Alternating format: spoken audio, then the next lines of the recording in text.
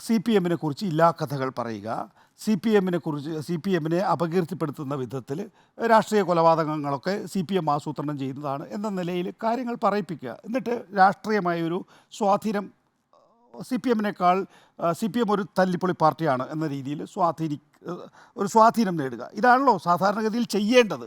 പക്ഷേ governor post കൊടുക്കാം എന്ന് പറഞ്ഞ് 95% ചർച്ച പുരോഗമിച്ചു എന്നാണ് ശോഭാ സുരേന്ദ്രൻ പറയുന്നത്. അതിനകത്ത് ഒരു യുക്തിയില്ല. രണ്ടാമത്തെ കാര്യം, ലാവ്ലിൻ സ്വർണ്ണക്കള്ളക്കടത്ത് തുടങ്ങിയ വിഷയങ്ങൾ ഒത്തുതീർപ്പാക്കുക. ആര്?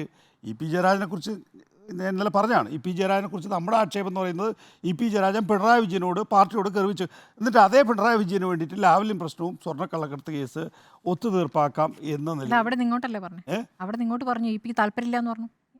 അവിടെ നിങ്ങോട്ട് അത് ശരിയാക്കി തരാമെന്ന് പറഞ്ഞു. ഈ പറയുന്ന വാഗ്ദാനങ്ങളിൽ എന്തെങ്കിലും യുക്തിയുണ്ടോ?